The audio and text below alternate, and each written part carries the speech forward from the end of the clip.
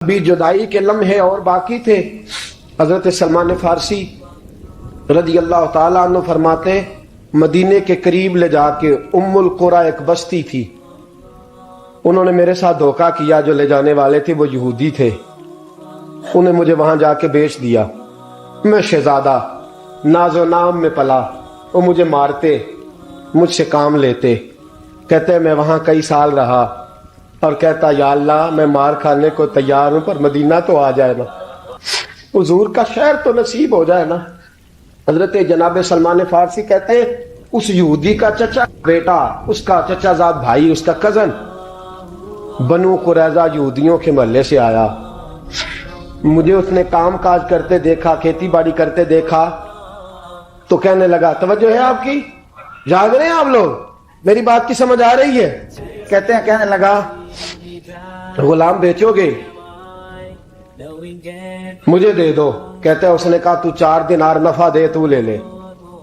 کہتے ہیں اس نے 4 دینار نفع لیا اور مجھے باندھ لیا اونٹ کی پشت پہ، ہاتھ میرے باندھ لیے، پیر باندھ لیے، میں رونے لگا، میں تڑپنے لگا۔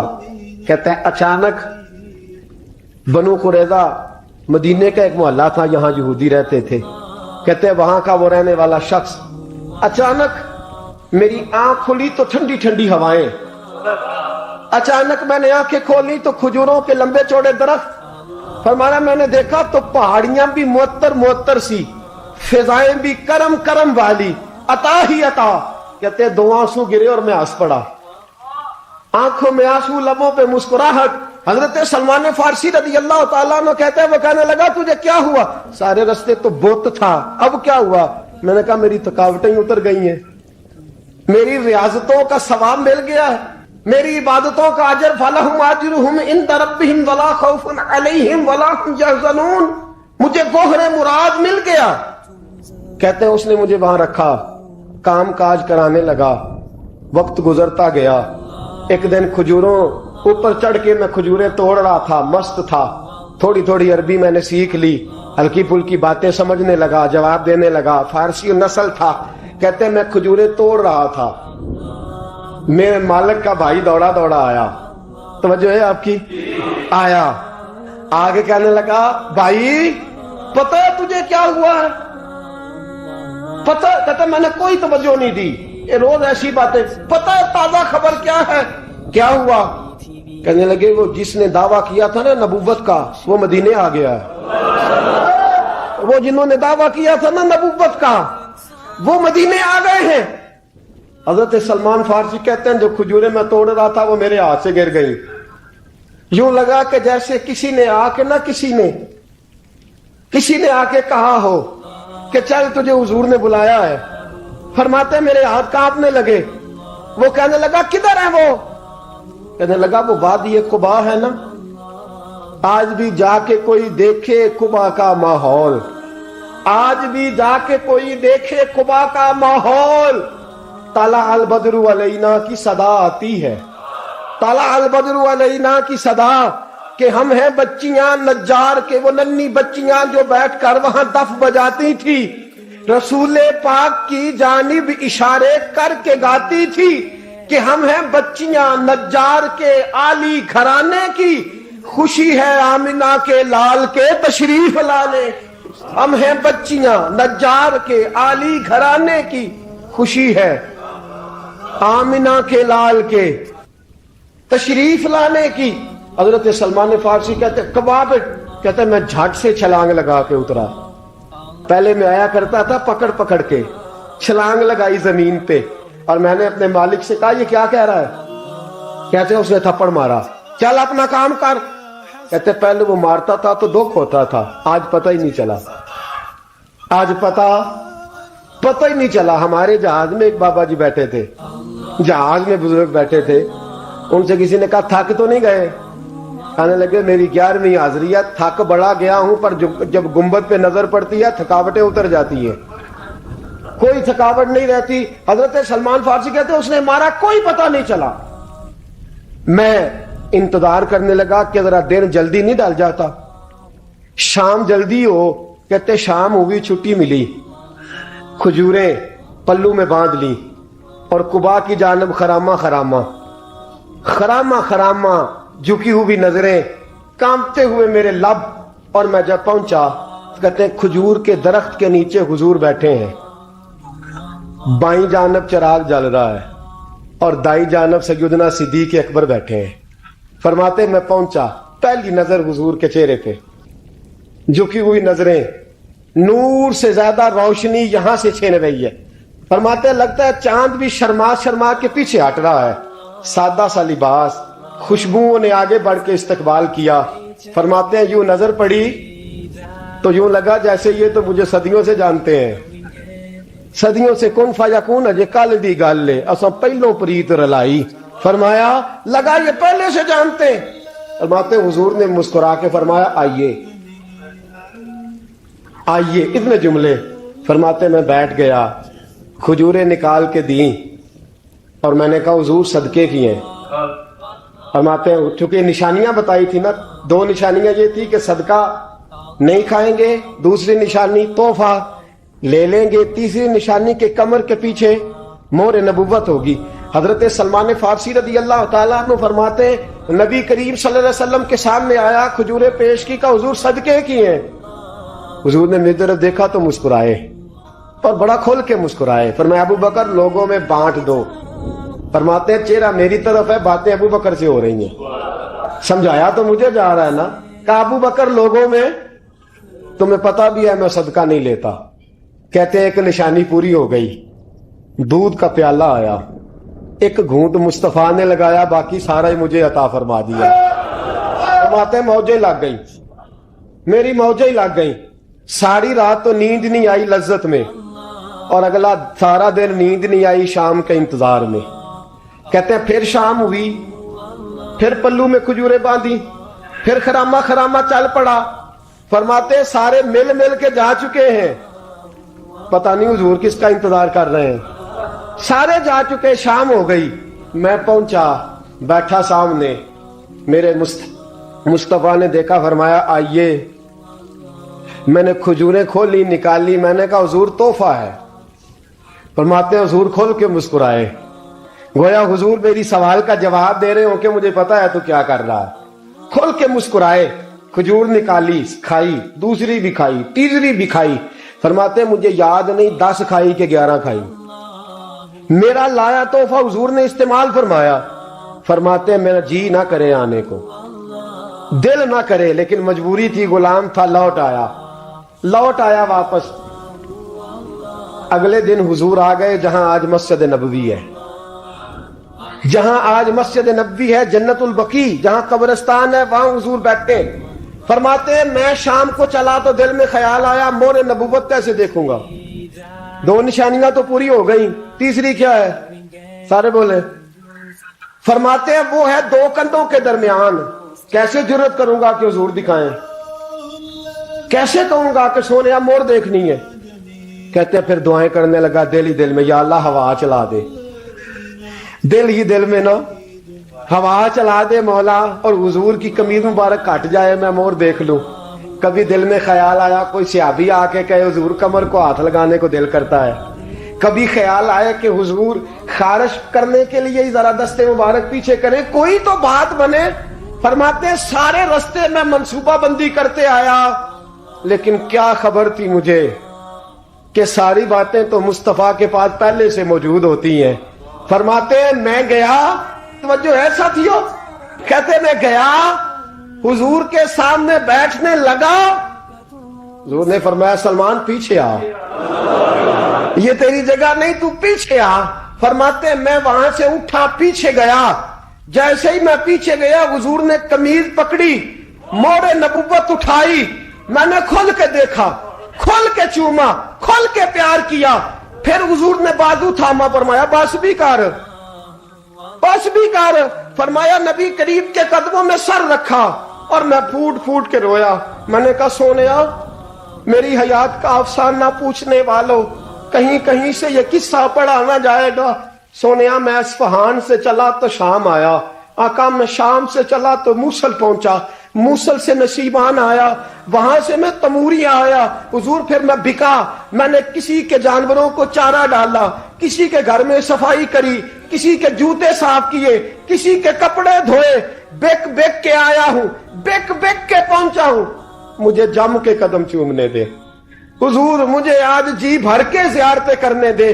फरमाते हुजूर ने उठाया और जब मेरे रसूल ने मेरा माथा चूमा, हुजूर ने जब मेरी पेशानी पे बोसा दिया, तो फरमाते हैं फिर मैंने पढ़ा कलमा ला इलाहा इल्लल्लाहु मुहम्मदुर रसूलुल्लाह सल्लल्लाहु, फरमाते हैं फिर मैं जानूं और हुजूर। लोगों की चीखें निकल गई, लोग रो पड़े। एक बुजुर्ग उठे, कहने लगे उमर, जब से सलमान आया है यतीम बच्चियों ने कहना शुरू कर दिया है कोई हमें यतीम न कहे। जब से सलमान आया है भूखों ने कहना शुरू कर दिया है कोई हमें भूखा न कहे। जब से सलमान आया है बेआसरा लोगों ने कहना शुरू कर दिया है अब हमारे पास बहुत बड़ा आसरा है। जब से सलमान आया है बेघरों को घर मिल गए हैं। कहा वो लाचार बीमार जिनके करीब कोई नहीं जाता था, सलमान उन्हें पास बिठा लेता है। खुदारा हमारा गवर्नर ना बदलिएगा। हजरत सलमान फारसी खड़े हो गए, कहने लगे मैं बूढ़ा हो गया हूं, अब मेरे अंदर ताकतें नहीं रही। खुदारा, कभी ऐसा हुआ है कोई हुक्मरान जाए तो लोग रोए?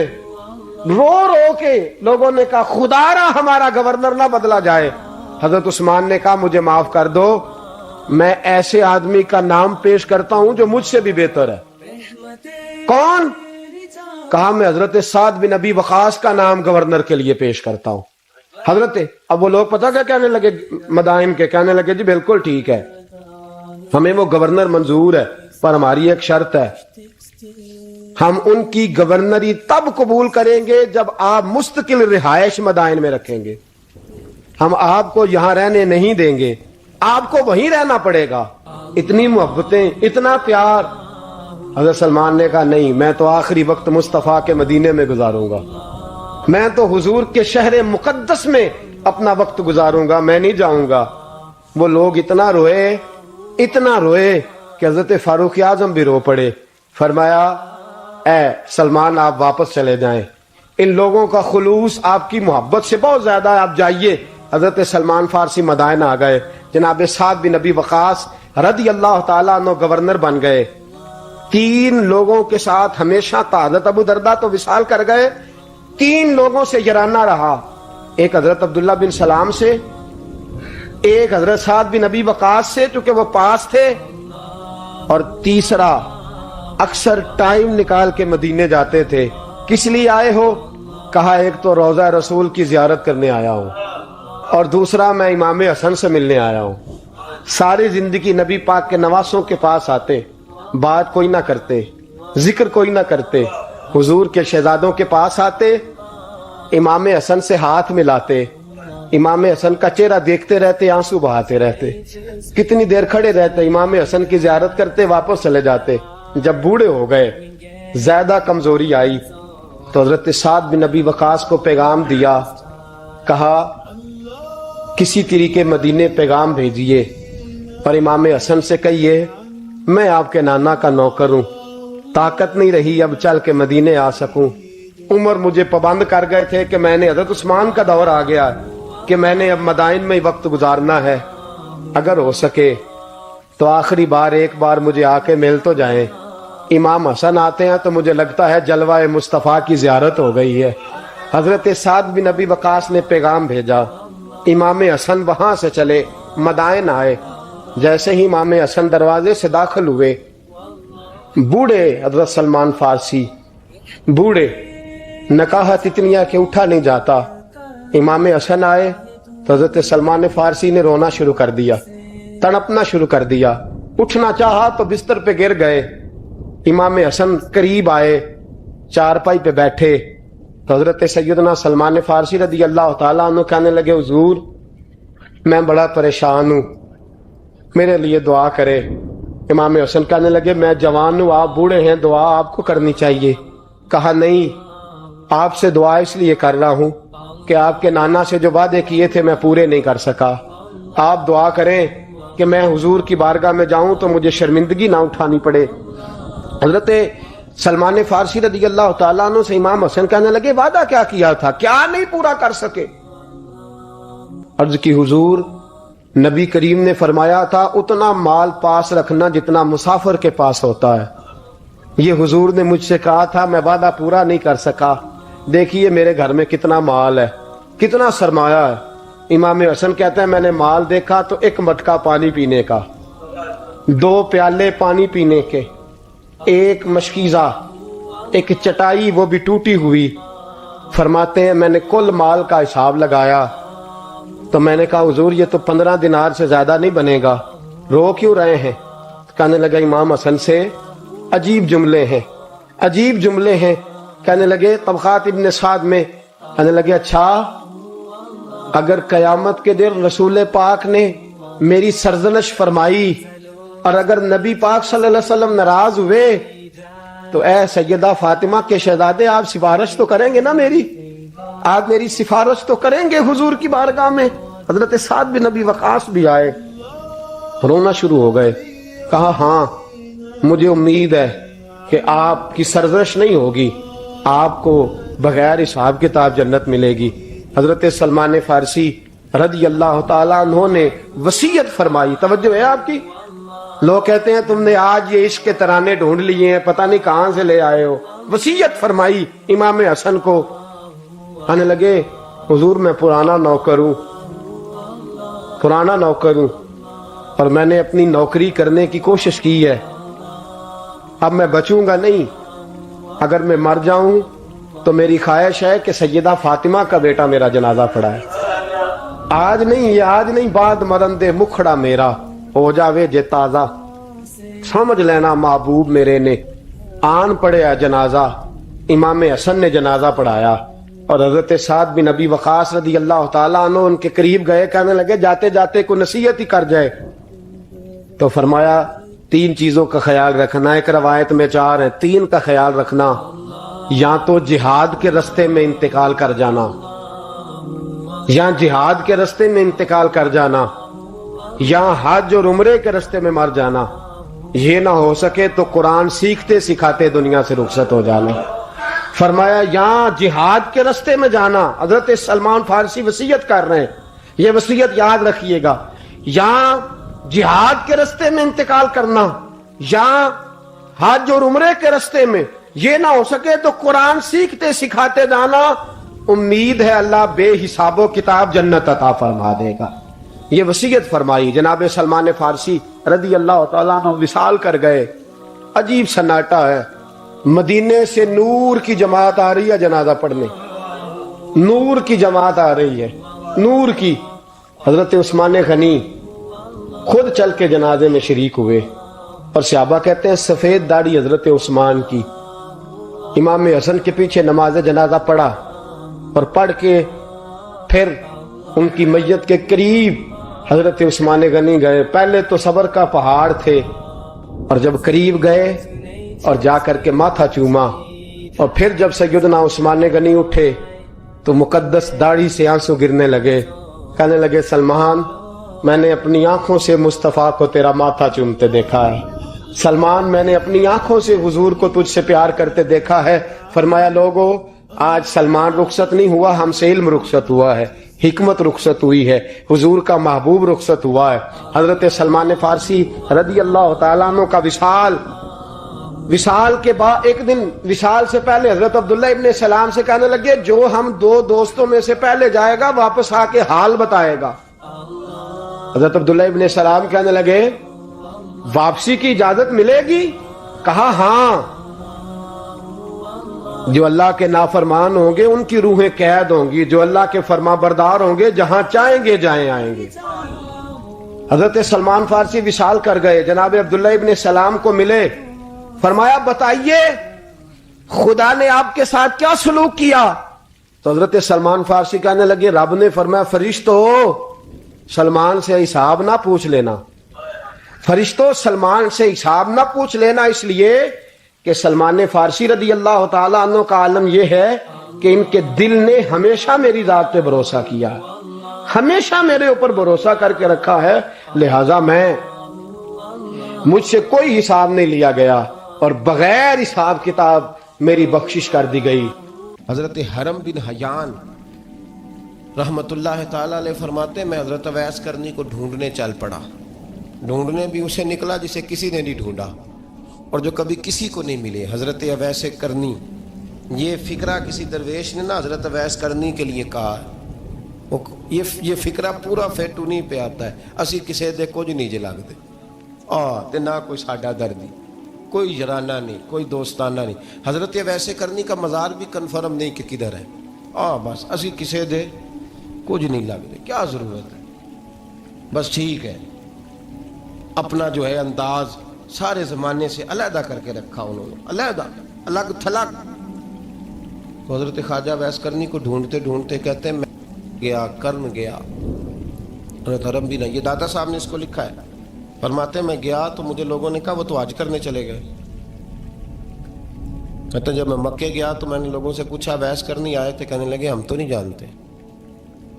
یہ تو میرے جیسے لوگ ہوتے ہیں نا جن کی تصویریں زیادہ نکلتی ہیں تو جن کی ویڈیو زیادہ ہوتی ہے تو لوگ زیادہ جاننے لگتے ہیں، ورنہ رب کریم کے بندے تو چھپے ہوئے چکر میں پڑے ہی نہیں.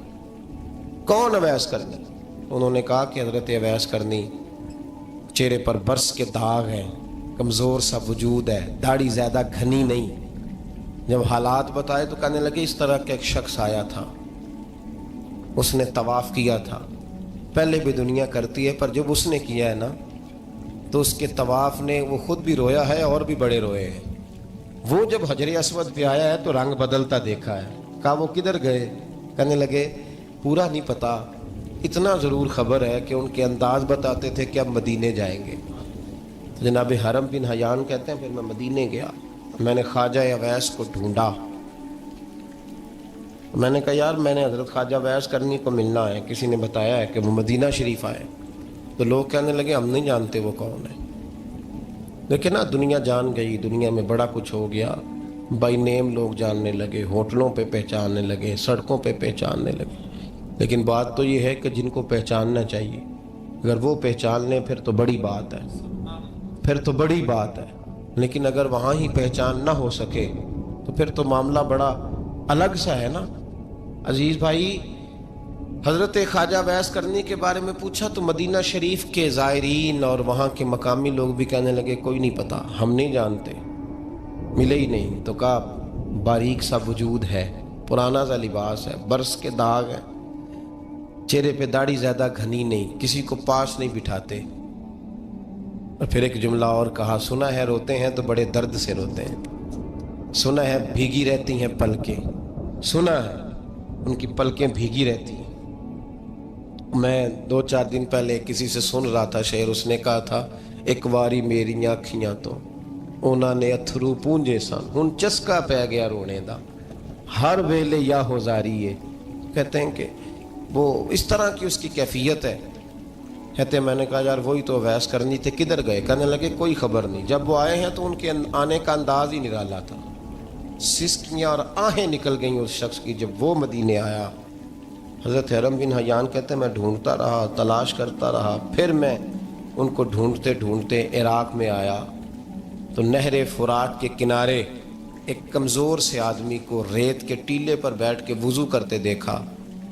کہتے ہیں جب ان کا وضو مکمل ہوا تو میں نے کہا السلام علیکم. تو کہتے ہیں انہوں نے چہرہ نہیں پھیرا، وہیں بیٹھے بیٹھے کہنے لگے وعلیکم السلام یا حرم بن حیان، یا حرم بن حیان وعلیکم السلام. کہتے میں نے کہا کہ من انت، آپ کون ہے؟ تو کہنے لگے وہی ہوں جسے تم مکے اور مدینے ڈھونڈتا رہا. تو کہتے میں نے کہا حضور آپ میرا نام کیسے جانتے ہیں؟ بڑا خوبصورت جملہ ہے، اللہ کرے آپ کو یہ یاد رہ جائے. سبق کبھی نہ بھولنا، یہ سبق کبھی نہ بھولنا. بابا صاحب کے مزار پہ گئے تو خالی آ گئے، دادا صاحب گئے تو خالی ایسے ہی چلے گئے. ہم فارغ لوگ تھے، کوئی کام نہیں تھا کہ بابا فرید کی گلیوں میں گھومتے رہے. ہم فارغ تھے کہ 2 بجے حضرت سلطان باہو رحمت اللہ علیہ کی جالیوں کے سامنے کھڑے رہے. ہم کوئی پتھر چاٹنے والے لوگ تھے کہ آدھی رات بیت گئی اور ہم بزرگان کلمہ والا شریف کھڑے رہے. یہ کیسے ہو گیا کہ محدث اعظم کے مزار پہ کھڑے رہے؟ ایسے ہی کوئی بات تھی؟ حضرت اویس کرنی بول کر فرمانے لگے، کہنے لگے کیا کہا تو نے کہ میں تجھے کیسے جانتا ہوں؟ فرمانے لگے تو مجھ سے پیار کرتا ہے، عارف تو روحی من روحی کا، میری روح تیری روح کی جاننے والی ہے. یہ روحوں کا رشتہ ہے. یہ خطا نہیں جایا کرتا. عرفت روحی من روحی کا، میری روح تیری روح کو جانتی ہے. یہ کیسے ہو گیا؟ کوئی ایسے لوگ تھے تو اتنی جگہ مجھے تلاش کر آیا اور میں تجھے جانوں نہ؟ یہ کیسے ہو سکتا ہے؟ یہ کیسے ممکن ہے؟ تو ڈھونڈتا رہا گلی گلی اور میں کہوں کہ میں تجھے جانتا نہیں. فرمایا حرم بھی نہ جان میں، ہاں میں دعا کرتا ہوں اللہ کی بارگاہ میں کہ رب کریم مجھے اور تجھے جنت میں اکٹھا کر دے. کہتے ہیں جب انہوں نے یہ دعا کی تو وہ چل پڑے. میں نے کہا حضور کہاں جا رہے ہیں؟ فرمانے لگے میرا پیچھا نہ کرنا، میں کسی اور منزل کا مسافر ہوں، اور جس رستے میں چل رہا ہوں نا ان منزلوں پہ ساتھ نہیں کسی کو لیا جاتا. یہ میری اپنی ذاتی منزل ہے، اس میں پاؤں پہ چھالے ذرا سخت ہوتے ہیں. ہر آدمی کا کام نہیں یہاں چلنا، تو مجھے تنہا رہنے دے اور مجھے اپنی مرضی سے چلنے دے. کہتے میں نے منت کی تو کہنے لگے بس انہیں جد و جہد بڑی کی تھی تو تیرے ساتھ ملاقات کر لی، تجھے پہچان لیا، تیرے ساتھ بات کر لی، ورنہ میں کہہ چکا ہوں اسی کسے دے کچھ نہیں لگ دے. اسی لیے میں نے حضرت غالباً امام شورانی رحمۃ اللہ علیہ کے حوالے سے پڑھا ہے کہ قیامت کے دن جب حضرت ویسے کرنی جنت میں جائیں گے تو ممکن ہے اس وقت بھی لوگوں کو دیدار نہ کرایا جائے، بلکہ امام شورانی کہتے ہیں اللہ 70,000 فرشتے ان کی شکل کے پیدا فرمائے گا اور ان کے جھرمٹ کے اندر چھپا کے انہیں جنت میں داخل کرے گا. ملاقات کس سے ہوگی؟ صرف انہی سے ہوگی جن کے لیے انہوں نے زندگی گزار دی. یا خدا سے ملیں گے یا مصطفیٰ کریم سے ملیں گے. یہ بھی لوگ تو محبت کریں. صالحین کا پیار، نیک لوگوں کی محبت، صالحین کی محبت رستہ آسان کرتی. کوئی شک نہیں کہ زمانے میں سارے لوگ اچھے نہیں ہوتے، برے لوگ بھی آئے ہیں مارکیٹ میں، ہوتے ہیں، لیکن 2 4 5 10 بروں کو لے کر کے اچھوں کی محبت چھوڑ دیں گے، نیک لوگوں کا ذکر چھوڑ دیں گے، ان کا پیار چھوڑ دیں گے، ان کا تذکرہ پڑھنا چھوڑ دیں گے، ان کے پاس بیٹھنا چھوڑ دیں گے. گزشتہ دور میں جو بادشاہ بھی نیک ہوئے نا وہ بھی صالحین کی محبت کی وجہ سے نیک ہوئے. اورنگزیب عالمگیر اگر کچھ بہتر ہوئے تو اس لیے کہ ملا جیون نیک آدمی سے محبت کرتے تھے. محمود غزنوی کی بہتری کا سبب یہ تھا کہ حضرت سیدنا ابوالحسن خرقانی کے پاس جایا کرتے تھے. صالحین کی محبت نے بادشاہوں کے رخ بدلے، بادشاہوں کے. ان لوگوں کو پیار تھا تو حالات جہانگیر بادشاہ جایا کرتا تھا خواجہ اجمیر کے آستانے پر، تو لوگ کہتے ہیں کہ بڑے سخت دنوں میں بھی ہم اس کی آنکھوں میں آنسو دیکھا کرتے. درد والی جگہ پہ جاتے تھے نا لوگ تو درد مند ہو جاتے. اس لیے صالحین کا پیار کبھی نہ چھوڑیں، کبھی نہ چھوڑیں. میرے بھائی کپڑوں پہ مٹی پڑ جائے نا تو کپڑے دھوئے جاتے ہیں، اتار کے پھینکے نہیں جاتے. چیزیں غلط ہو جائیں تو گرد جھاڑی جاتی ہے. اس نظام کو چھوڑا. صالحین کا پیار کبھی نہ چھوڑنا، کبھی نہ چھوڑنا. رب کریم کے بندوں کی محبت اللہ تبارک و تعالیٰ کے قریب کرے گی آپ کو. اللہ کے بندوں کی محبت آپ کے اندر جلوے پیدا کرے. اور اگر آپ ان کو پڑھیں گے، میں جب پاک پتن شریف جاتا ہوں یا کسی مزار پر میں کھڑا ہوتا ہوں نا تو وہ جو حالات پڑے ہوتے ہیں نا ان بزرگوں کے، وہ سامنے آتے ہیں کہ یہاں خواجہ نظام الدین محبوب الہی تشریف لائے. دیکھیں نا اگر کوئی بندہ سوچے تو ہو سکتا ہے کہ اس کا کلیجہ پھٹنے کو آئے. جب خواجہ نظام الدین صاحب کہتے ہیں کہ جو باب جنت ہے نا بابا فرید صاحب کا، کہتے ہیں ایسے ہی باب جنت نہیں. فرماتے ہیں جب بابا صاحب کا وصال ہوا تو بابا صاحب وہیں لیٹے ہوئے تھے جہاں آج ان کی مزار ہے، اور ان کے سرانے بالکل جس جگہ کو لوگ باب جنت کہتے ہیں وہاں میں نے رسول پاک کو کھڑے ہوئے دیکھا ہے. اب کوئی آدمی حضور کی خوشبو محسوس، اس کا ایک ارادہ بن گیا نا کہ یہاں حضور کھڑے تھے، اس پر کیفیت کیا طاری ہوگی، اس پر انداز کیا ہوگا، اس پر وارد کیا ہوگا، وہ کہاں پہنچ جائے گا 1-2 منٹ کے اندر. تو یہ تو اس وقت ہے جب اس کے محسوسات ہوں گے، جب وہ نظریاتی طور پر اس بات سے متفق ہوگا، جب وہ خوشبو محسوس کرنے کی صلاحیت رکھتا ہوگا. ایک بات عذرائے محبت ہے، کہہ دیتا ہوں چونکہ سوالات ہوتے رہتے، کہہ دیتا ہوں. اعلیٰ حضرت کے ایک مرید تھے مولانا حشمت علی خان صاحب رحمۃ اللہ، بڑے تگڑے آدمی، جن لوگوں کی پوزیشن بڑی سخت فاضل لوگ ہوتے ہیں نا، اور حاضر جواب 1 منٹ سے پہلے. پاک پتن شریف گئے تو باب جنت سے گزر کے آئے. باب جنت سے کسی ہمارے عالم نے نہیں لکھا کہ جب وہاں سے گزر گیا اب توبہ نہ کرے اور کوئی اچھا عمل نہ کرے تو جنت میں جائے گا. بس یہ کہا کہ ایک دروازہ ہے جہاں خواجہ نظام نے حضور علیہ السلام کو کھڑے دیکھا، گزر جائے کوئی تو الحمدللہ اس کے لیے ایک برکت ہے. لیکن کسی شخص نے یہ نہیں کہا کہ اب وہاں سے نکل کے آ جائے اور معاذ اللہ جھوٹ بولے، جو مرضی کرے اور کہ میں جنتی ہو گیا. یہ معنی کسی بندے نے بھی بیان نہیں کیا. ہاں وہاں سے گزر کے آئے، سچی توبہ کرے، بعد میں اپنے اعمال پہ محنت کرے، اللہ اسے برکت عطا کرے گا. فرماتے ہیں میں پاک پتن شریف سے ہو کے آیا، رش بڑا تھا، اس کے ایام تھے، تو باب جنت سے گزر کے آیا تو میں بس کی چھت پہ بیٹھ گیا.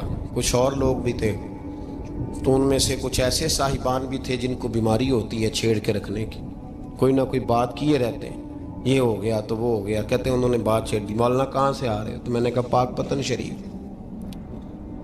تو کہنے لگے کہ آپ وہ بہشتی دروازہ جس کو کہتے ہیں باب جنت، وہاں سے بھی گزرے ہیں؟ کہنے لگے الحمدللہ، لائن تو بڑی لمبی تھی پر موقع مل ہی گیا ہے، گزر گیا ہوں وہاں سے. تو کہتے ہیں مجھے سونگنے لگ گئے. کہنے لگے پھر تو آپ جنتی ہو گئے ہوں گے، پر آپ کے پاس سے جنت کی خوشبو نہیں آ رہی. تنزیہ، انہوں نے کہا تنزیہ. تو کہتے ہیں انہوں نے طنز کیا تو مجھے بھی حق حاصل تھا، جواب در جواب کی تو اجازت ہونی چاہیے نا. میں نے کہا مولانا کیوں، آپ کیوں سونگ رہے ہیں؟ کہنے لگے میں نے حدیث پاک میں پڑھا ہے کہ جنتی 500 سال بھی دور ہوگا تو اس کے پاس سے خوشبو آئے گی، یعنی 500 سال لگیں گے ابھی اس تک، تو پھر بھی جنت کی خوشبو آئے گی. تو آپ سے تو کوئی نہیں آ رہی. کہتے ہیں میں نے ان سے کہا آپ نے ایک حدیث پڑھی ہے، اگلی بھی پڑھ لینی تھی. حضور نے فرمایا جہنمی کو جنت کی خوشبو کوئی نہیں آئے گی. یہ نہیں پڑھی آپ نے حدیث، یہ نہیں نظر سے گزری؟ تو کہتے ہیں اب وہ مولانا مجھ سے معذرت کرنے لگے، کہنے لگے یار آپ تو ناراض ہی ہو گئے. تو میں نے کہا بھی آپ نے کیوں چھیڑی بات؟ میں نے آپ سے کوئی ڈسکس کیا؟ آپ نے پوچھا کہاں سے، آپ پھر آپ ہی نے کہہ دیا کہ وہاں سے گزرے کہ نہیں جنتی دروازے سے، اور پھر آپ نے ہی اعتراض کر دیا. تو پھر ہمیں اتنا تو حق حاصل ہے نا، ہم آپ بھی کرتے ہیں تو ہو جاتے ہیں بدنام، اور تم قتل بھی کر دو تو چرچا نہیں ہوتا. ہمیں بھی تو حق حاصل ہے نا، اتنا تو جواب در جواب ہم دے سکتے ہیں. تو بھائی اس لیے صالحین کی محبت کبھی نہ چھوڑیں، اللہ کے بندوں کا پیار ہو کبھی نہ چھوڑیں. کسی بزرگ کا ذکر ہو، کسی صحابی کی بات ہو، اہل بیت نبی، حتیٰ کہ انبیاء کرام علیہ السلام، اللہ کے انبیاء کی محبت، ان کی تعظیم، ان کا اکرام اپنے دل میں بٹھائیں، اس کو جگہ دیں. یہ تکمیل ایمان کے لیے بڑا ضروری ہے. فقط استکمل الایمان کے لفظ آئے حدیث میں. اگر تکمیل ایمان چاہیے، اللہ کی رضا کے لیے لوگوں سے محبت کرنی چاہیے. اللہ عمل کی توفیق عطا فرمائے.